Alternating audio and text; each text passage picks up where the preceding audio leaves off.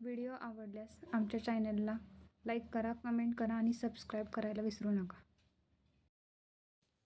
नमस्कार मंडळी, आमच्या किचनमध्ये तुमचं स्वागत आहे. तर आज आपण कुरडईची भाजी बनवणार आहोत. ज्या रंगीत कुरडया असतात त्याची भाजी बनवणार आहोत.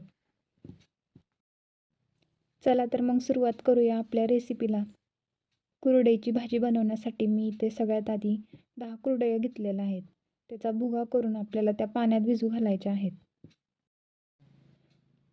कुरडई भिजून होऊस्तोवर आपल्याला साहित्य पाहायचं आहे. इथे मी शेंगदाणे घेतलेले आहेत, ते आपल्याला भाजायचे आहेत.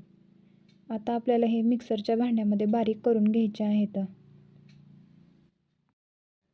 शेंगदाणे बारीक करून घेतल्यानंतर मी तर 2 कांदे बारीक बारीक कट करून घेतलेले आहेत. कोथिंबीर घेतलेली आहे, लसूण घेतलेला आहे, कढीपत्ता घेतलेला आहे, घरगुती मसाला घेतलेला आहे, जिरे मोहरी घेतलेला आहे, हळद घेतलेला आहे, मीठ घेतलेलं आहे.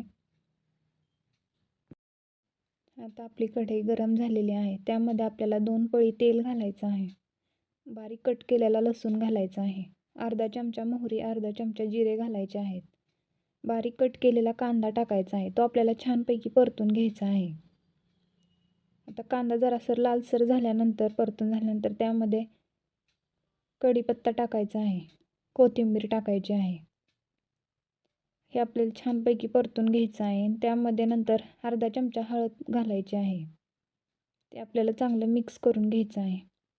हळद टाकल्यानंतर आपल्याला 1 चमचा मीठ घालायचं आहे आणि 1 चमचा मसाला घालायचा आहे आणि ते सगळं आपल्याला मिक्स करून घ्यायचं आहे.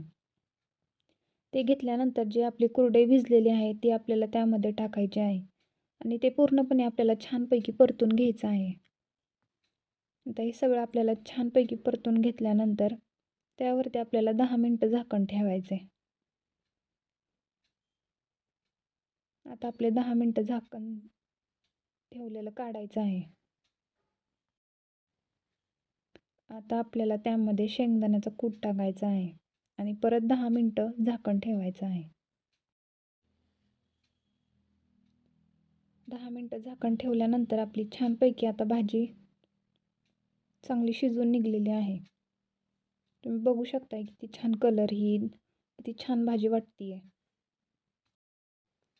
अशा प्रकारे आपली झटपट कुरडईची भाजी तयार झालेली आहे. जर तुम्हाला व्हिडिओमध्ये काही समजलं नसेल तर तुम्ही कमेंट करून सांगू शकताय.